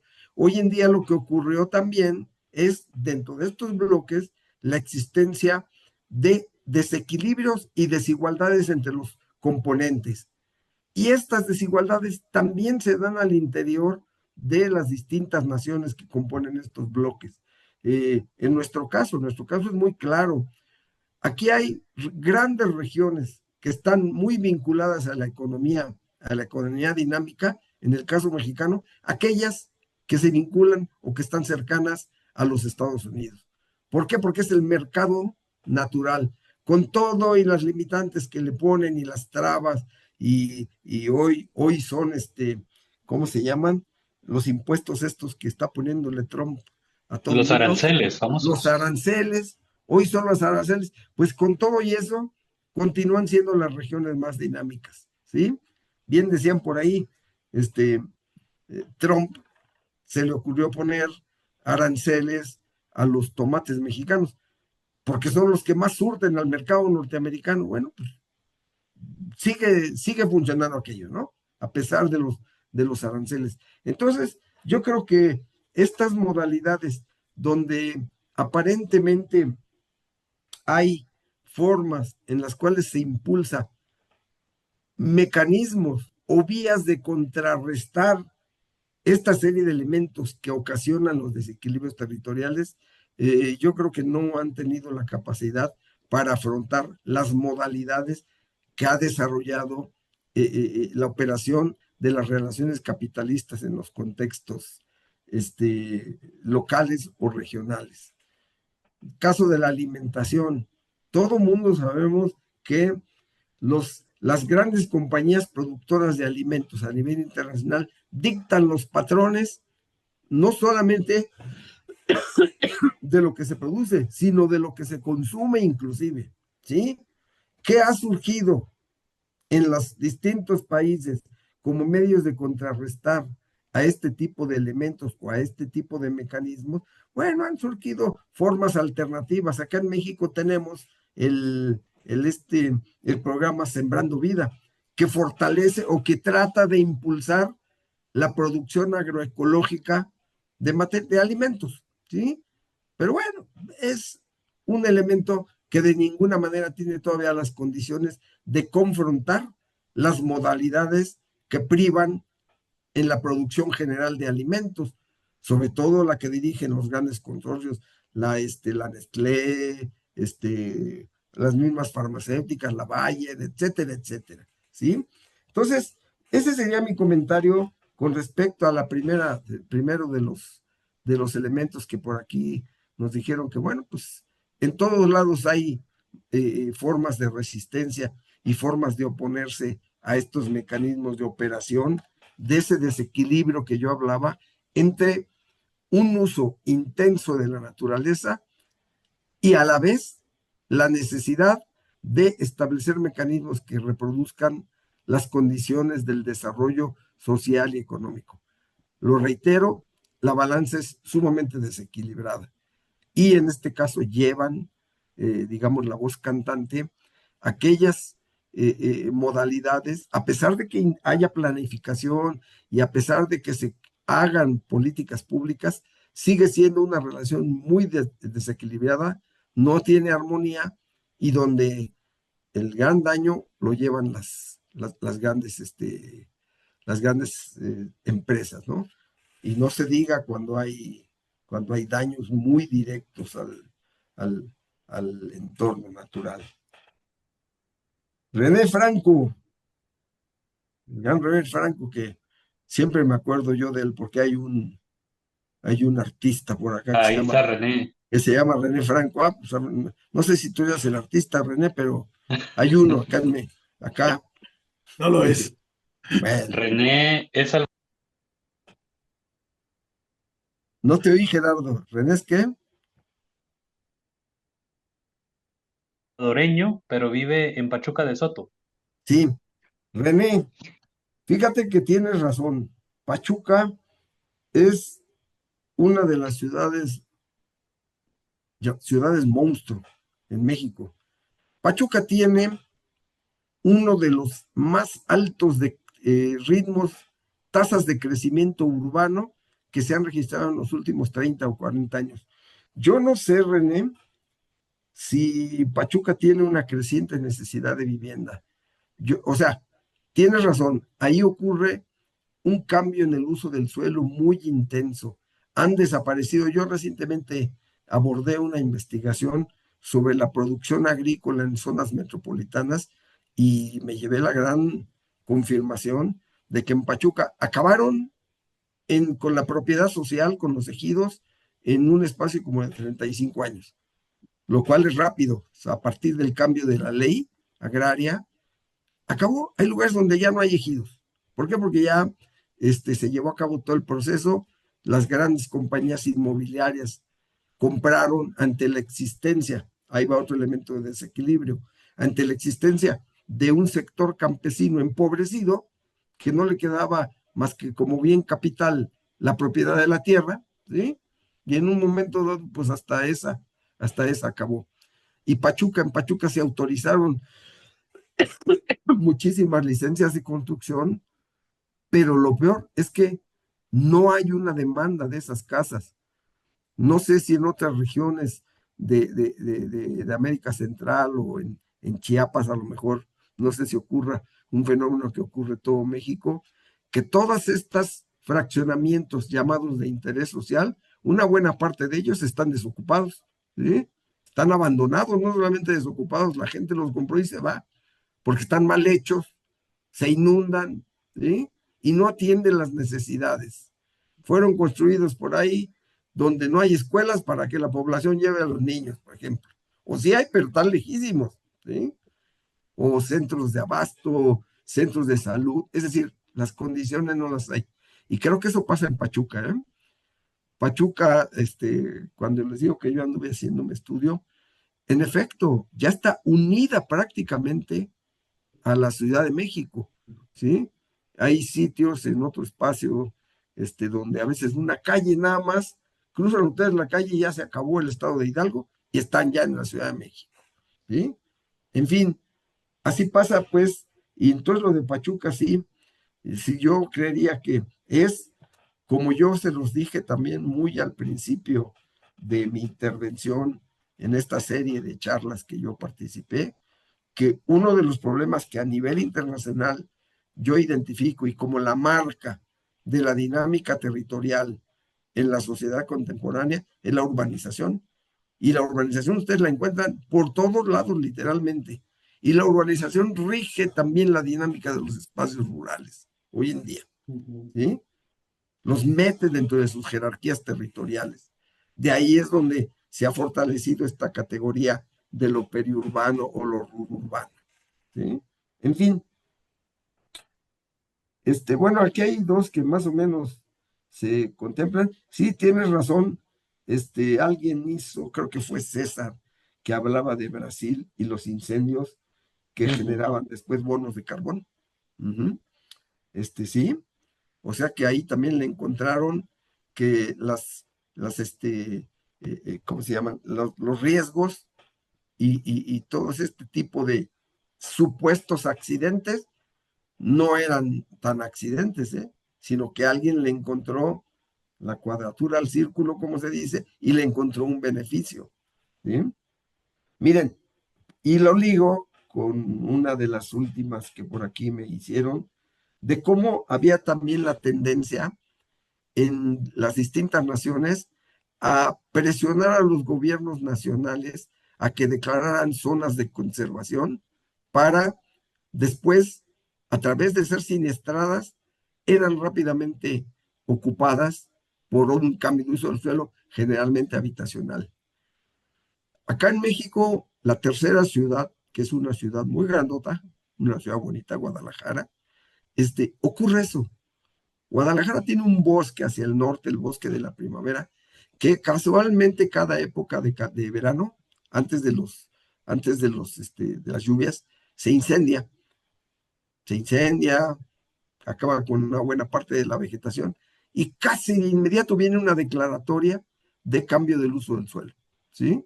Entonces, es muy claro, muchos de este tipo de cuestiones son provocadas en buena medida por el capital inmobiliario, ¿sí? Para ampliar los espacios donde van a reproducir todavía sus beneficios de operación del capital. Eh, yo más o menos seguí la discusión de lo que pasó con los incendios en España, ¿sí? Que fue una situación muy grave, no sé si sigan, pero todavía hace unos 10 días seguían los incendios, ¿sí? Hay una gran sospecha del capital inmobiliario detrás. Acuérdense que en Europa hay una burbuja inmobiliaria, como en casi toda Europa, ¿eh? Una burbuja inmobiliaria muy importante. El precio de las viviendas se ha multiplicado por 500% y el precio de las rentas también, como acá en nuestro país también, ¿sí? Entonces, detrás de todo eso, hoy se dice, los supuestos siniestros no fueron tan casuales, ¿eh? Sino que alguien por ahí los provocó, igual que muchas veces pasa en los Estados Unidos, ¿sí? Entonces, es una tendencia que anda por todos lados, ¿sí? No sé, tal vez en esos países, porque Francia también estuvo muy afectado por los incendios, quizá ahí sí hay medios y mecanismos de la justicia ambiental de ejercer alguna acción. Acá en nuestros países no necesariamente ocurre eso. Bueno, creo que yo tenía esa, al último me venía un Sí, comentario, nada más, creo. aquí creo que hay, la entiendo así como una pregunta de Samuel Pinto, él Sí. me corregirá, y creo que es para el doctor Francisco Rodríguez. Ujú. Las herramientas o técnicas para generar el diagnóstico en la formulación del diseño de la matriz del marco lógico, ¿puede utilizarse el focus group, entre otros? No, no sé si es pregunta o es comentario. Y si me escuchan, Sí, Sí, te perfecto. escuchamos. yo creo que es un comentario y muy válido. Por supuesto, los focus groups o grupos focales es una técnica para acercarse a conocer la perspectiva de los actores, ¿no? Sin embargo, hay que considerar que los actores pueden ser muy diversos. En el ejemplo que vimos, por un lado estaban las familias y por otro lado estaban los productores, que al final de cuentas los productores tienen familias, pero también estaban los, las organizaciones locales y las oficinas o las delegaciones de instancias federales, ¿no? Incluso municipales. Entonces, a lo mejor esto implica algunas dificultades para armar grupos focales o hay necesidad de hacer repetir esta técnica o combinarla con otros para acercarse a todos los actores. Por supuesto, se tiene que empezar por algún lado y yo creo que se empieza por los residentes, por las familias y por los productores locales, ¿no? Sí, es muy válido. Y creo que también tiene que hacer la diferencia, ¿no? Dentro de este enfoque territorial, pues como que no suenan lógicos los foros de consulta que tradicionalmente se han hecho para hacer la planeación, sobre todo a nivel federal y estatal, ¿no? Que convocan a foros de consulta y va la gente con sus ponencias. Muchas veces acaba siendo una simulación para tratar de legitimar algo que ya se tiene construido, que ya se tiene pensado desde atrás. Hay que rebasar eso, hay que acercarse verdaderamente a los actores para poder tener una visión clara, diáfana, efectiva, para conocer bien los vínculos entre los actores, de los efectos que puede haber entre actores no vinculados. El ejemplo que decía Héctor de todos estos conjuntos habitacionales que se construyeron, sobre todo entre que es los sexenios entre el 2000 y el 2012, que fue cuando se dio manga ancha para la producción de vivienda de interés social, que se construyeron tantos fraccionamientos en lugares alejados de la ciudad y que la crítica fue muy, muy clara y muy diáfana. Se hacía vivienda, pero no se hacía ciudad, ¿no? Lugares alejados de todos los servicios, donde las personas pues no podían simplemente vivir. Y esto muestra una distancia enorme entre quienes adquirieron las viviendas y quienes planificaron construirlas en esos lugares, ¿no? Una, pues un abismo, ¿no? Entre lo que buscaban unos y lo que consiguieron los otros. Unos buscaban el negocio, eh, la ganancia, ¿no? Los otros buscaban un lugar donde vivir y no lo consiguieron, aparentemente muchos de ellos. E incluso el fracaso de esta política de vivienda está muy claro cuando nos acordamos de que varias de estas empresas, Casas Geo, por ejemplo, quebraron al final de cuentas. En el sexenio de Peña Nieto se cambió, se hizo eco de las críticas que, se, que salieron del medio académico y, y entonces se cambió la política, se prohibió construir estos conjuntos aislados de la ciudad Y lo que hicieron las empresas inmobiliarias es abocarse a la construcción de conjuntos habitacionales de tipo residencial o de interés medio, ¿no? El estado de Morelos, donde estamos nosotros, está lleno de este tipo de desarrollos inmobiliarios, donde con el pretexto de una alberca en medio de un centenar de pequeñas viviendas de pocos metros cuadrados, sirve para hacerlo atractivo a una demanda, sobre todo de la Ciudad de México, que busca tener un lugar de descanso donde escaparse del ajetreo y de la contaminación, Ujú, pasar un agradable fin de semana. ujú. Aquí hay una pregunta, una participación. Ha levantado la mano Héctor Hernández. Y luego también tengo otras preguntas aquí en el chat. Así que adelante, Héctor, lo escuchamos. Gracias, gracias. Buena tarde. Buena tarde. Pues muy interesante aquí todo lo que se ha compartido. Creo que sí es como una base teórica, metodológica muy importante como para desarrollar cualquier trabajo de, bueno, no cualquiera, pero una buena parte de los trabajos de investigación que uno quisiera, ¿no? Reconocer los actores, las dimensiones, las escalas, que es fundamental. Y sí, mi pregunta es más como una petición de tanto para el doctor Francisco como el doctor Héctor, si pudieran como compartir aspectos, buenas prácticas, tips que funcionan al momento de uno intentar ver por dónde va a ir su investigación, ya sea meramente investigación o un proyecto aplicado, porque si bien este resultado ya como consumado que se presentaba en el marco lógico, pues está ya muy bien reflexionado, muy bien esquematizado, pero llegar a eso pues toma bastante tiempo, ¿no? Fijar dónde está el hilo, dónde está la bolita, a quién le compete tal cosa.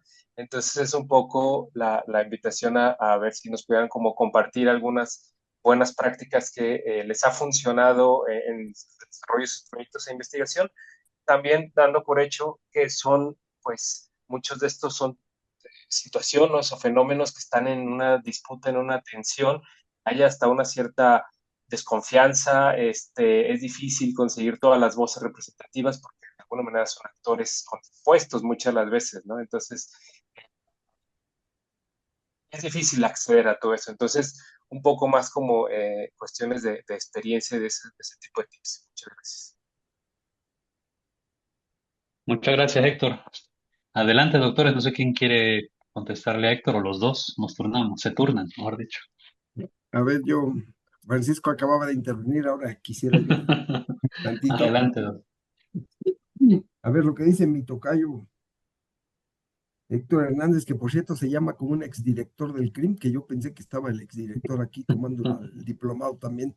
Héctor Hernández. Así se llamaba nuestro director. Se llama, todavía vive. Este, Mira, Héctor, buenas prácticas, pues no sé, es un poco difícil eso, porque el quehacer de nosotros, creo que hasta incluso de ustedes, o no sé, muchos de ustedes trabajan en agencias de promoción, del desarrollo, etcétera, etcétera. Este, y su propuesta es precisamente plantear alternativas y plantear este tipo de posibilidades de desarrollo de buenas prácticas.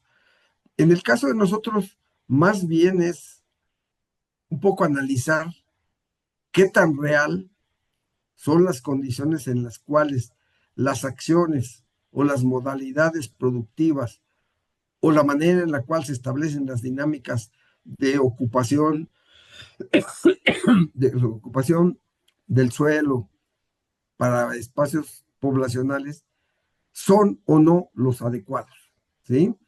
Y lo que nosotros hacemos es, en todo caso, señalar las fortalezas y las debilidades que pudieran tener estas modalidades y ponerlas a la luz de quien toma las decisiones. Nosotros a veces podemos plantear un análisis territorial muy riguroso, siempre con la intención de que el desarrollo económico y social sea accesible a todos quienes participan o son parte de esos territorios. Y el problema está en que nosotros finalmente no somos tomadores de decisiones, ¿sí?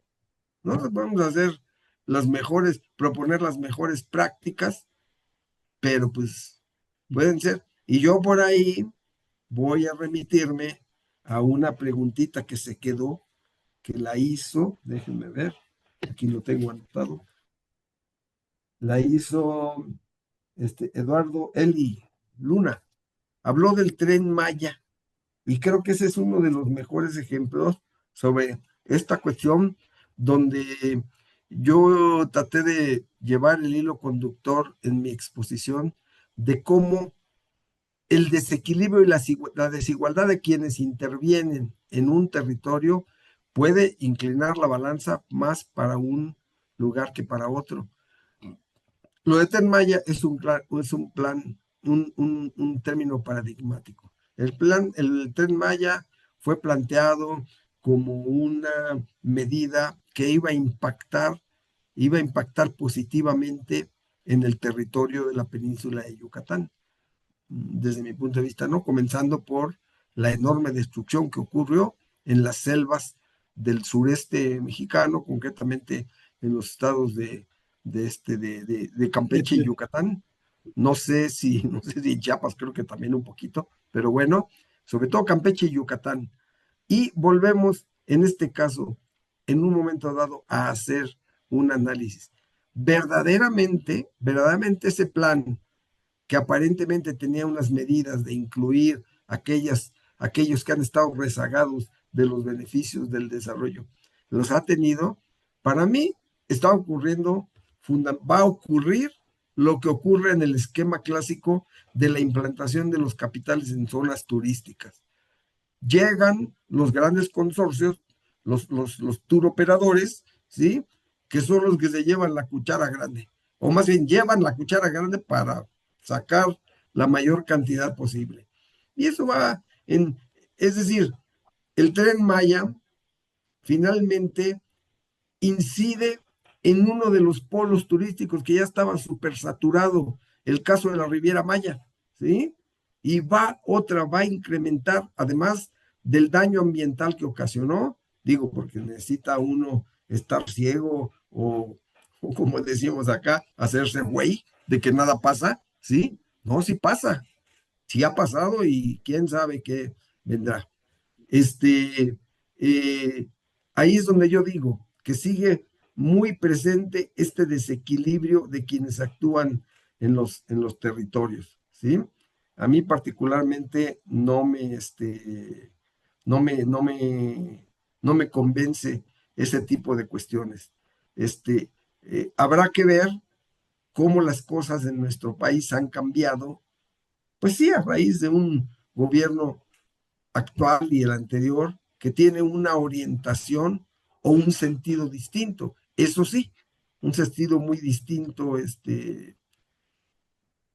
Yo hace unos días hablaba con un personaje muy de derecha, ¿sí?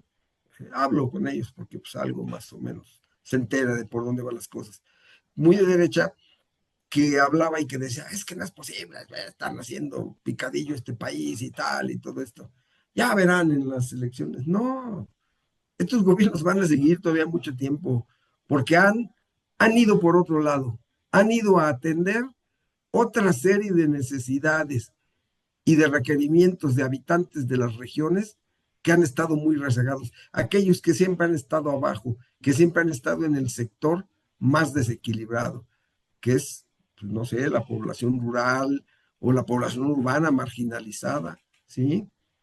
Población que, bueno, apenas lo están haciendo medio partícipe del desarrollo.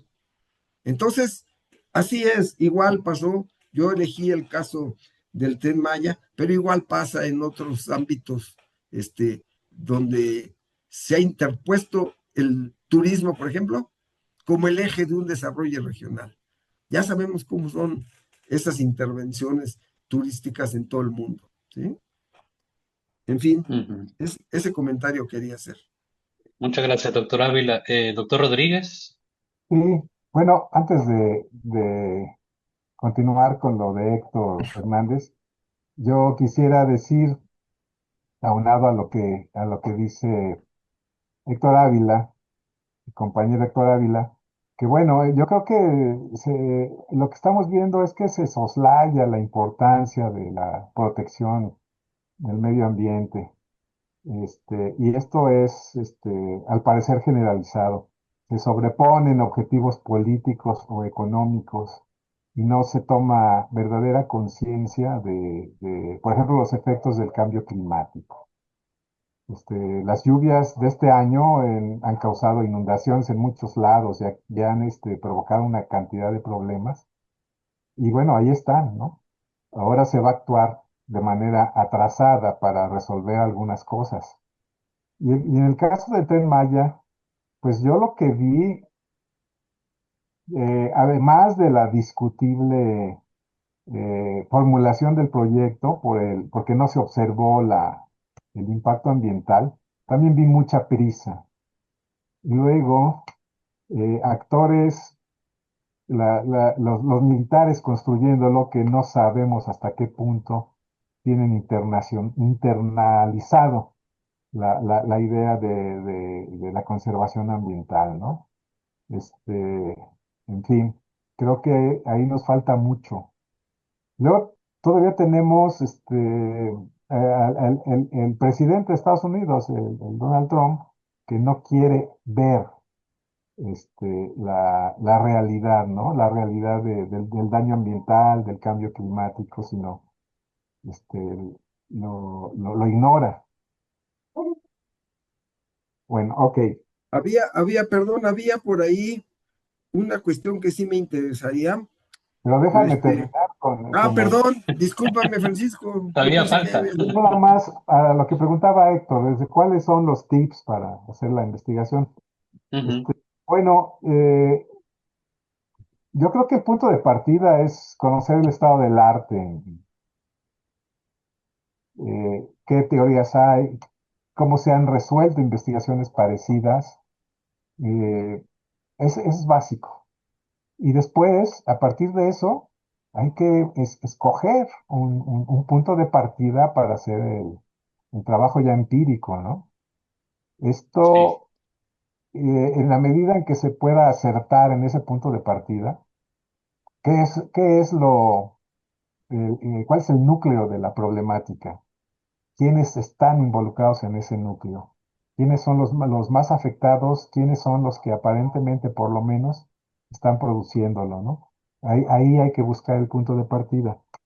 Por experiencia, lo que yo puedo decir es que a partir de ese punto de partida, es como si se fueran abriendo puertas. El mismo transcurso de la investigación va señalando hacia dónde ir, ¿no?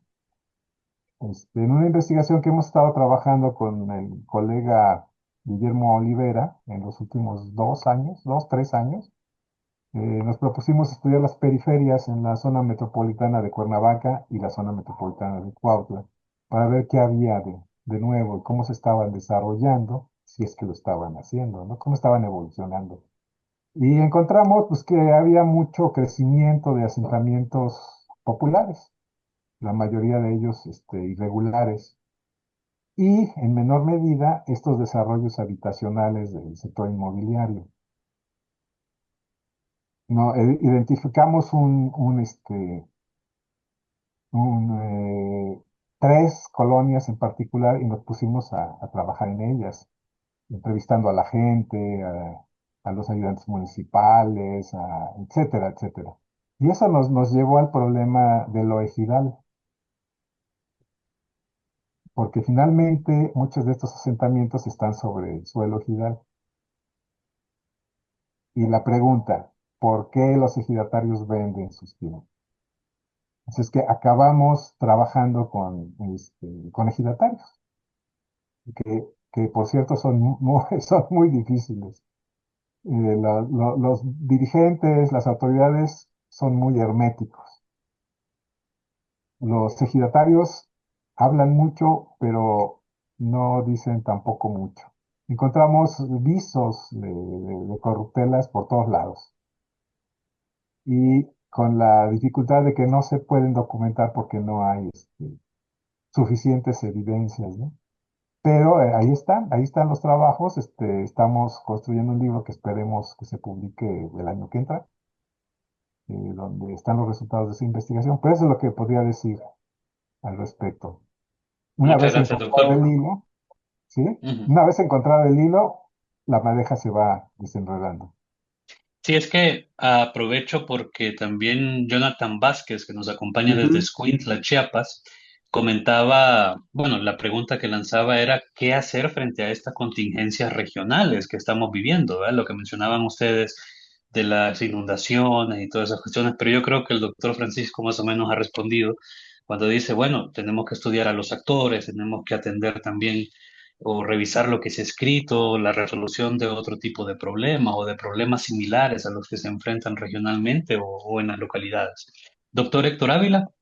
Sí, yo nada más quería un poco también responder. En primer lugar, Jonathan Vázquez, no entendía muy bien tu pregunta con eso, de cuál sería la postura geográfica. Pero vamos, no sé si te refieres a cómo afrontar este tipo de contingencias Correcto. ocasionadas por disturbios propios de Ujú. elementos físicos del medio Doctor natural. Ávila, yo Sí, como no entendía mucho la pregunta, le mandé un mensaje personal a Jonathan y me respondió, básicamente, ver cuáles serían sus sugerencias o dichas intervenciones ante esta contingencia, ¿verdad? sí. Eso básicamente. Sí, yo creo que desde mi punto de vista, yo creo que en ocasiones la fuerza de la naturaleza te puede llegar de improviso y no sabes ni por dónde venir ni cómo reaccionar. Yo creo que en todo, y son dinámicas de gran magnitud, ¿sí? Estaba leyendo la prensa de hoy, por ejemplo, que en Sudán hubo un deslizamiento de tierra, ¿sí? Y se tragó literalmente a un pueblo que estaba ahí. Terrible aquello, 1,000 muertos y tal, y todo esto. Entonces, ante esas cosas y ante lo que ocurre, las inundaciones, que también uno realmente no puede hacer nada, porque finalmente si eres partícipe de alguna manera de esos cambios que originan esas grandes caídas de agua y esas inundaciones, bueno, pues quizá desde mi punto de vista la postura que hay que hacer es fortalecer los mecanismos de protección civil y medidas verdaderamente efectivas ante este tipo de contingencias, ¿sí? Que verdaderamente haya. Creo que en ese sentido, por ejemplo, pues en países como en Japón o como en Chile, están muy avanzados en casos de los sismos, por ejemplo, ¿sí? Tienen ellos muy claro cómo actuar, ¿sí? Lo ideal sería que acá también ocurriera. En Chiapas han ocurrido también tragedias muy fuertes a partir a ver, todo comenzaría por identificar lugares donde el terreno es muy inestable y prohibir literalmente, pues que la gente se asiente ahí, ¿no? Eso no ocurre, ¿sí? Mm. Eso no ocurre. En Brasil una vez llovió tanto que eran comunidades muy marginales que habían ocupado terrenos cuyo piso era un basurero, ¿sí? Y el día que vino el aguacero terrible, pues aquello se vino abajo, igual, otra tragedia, ¿no? Entonces, Sí. yo creo que ese tipo de medidas son las que quizá hay que fortalecer para enfrentar este tipo de dinámicas que te ocasionan los elementos de la naturaleza ante las cuales difícilmente se puede oponer algún tipo de medida. Eso sería, Muy bien. Jonathan. Saludos a Escuintla. Muchísimas gracias, doctor Ávila. Bueno, le cedo la palabra al doctor Justus Fenner, que tiene, no sé, un comentario, una pregunta. Y bueno, ya vamos cerrando porque ya casi cumplimos las Más dos bien horas. es para, digamos, introducir a la siguiente sesión. Es que yo quería poder comentar, digamos, a todos los que están todavía, de que el formato, aparentemente, de la siguiente sesión va a ser diferente. No va a haber uno o dos ponentes, sino va a haber un conjunto, o más bien todo el grupo del CRIM, de los expertos del CRIM, van a estar presentes. Y entonces, si ustedes podrían dos, tres palabras sobre el formato y cómo pueden intervenir en estos momentos o en la próxima sesión los asistentes a este diplomado. Sí. ¿Tú, Francisco, o yo? Como quieras, a ver, tú me corriges. La idea que tenemos es que vamos a intervenir cada quien entre 10 y 15 minutos, tratando de responder a un par de preguntas, que básicamente es si podemos considerar Centroamérica una región y cómo, a partir, en base a qué. Ujú. Básicamente es eso. Y ¿Sí? para tener, digamos, alimentar la discusión y ojalá puedan participar la mayoría de los asistentes, ¿no? Perfecto. Este, Sí, Entonces, nada más Justus, todo. un poquito nada más para agregar a lo que ha dicho mi colega Francisco Rodríguez. Sí, se trataría más bien establecer un pequeño diálogo, un conversatorio con los asistentes, ojalá y se animen, sobre, a partir de lo que se ha expuesto en este módulo de la cuestión regional, cómo ellos creen que pudiera ser útil en el contexto de cada uno de ellos, sea del país que sean, ¿sí? Este tipo de ideas. O sea, es la idea, ¿no? Establecer una especie de conversatorio. Y para eso Sí. vamos a estar todos los que intervenimos.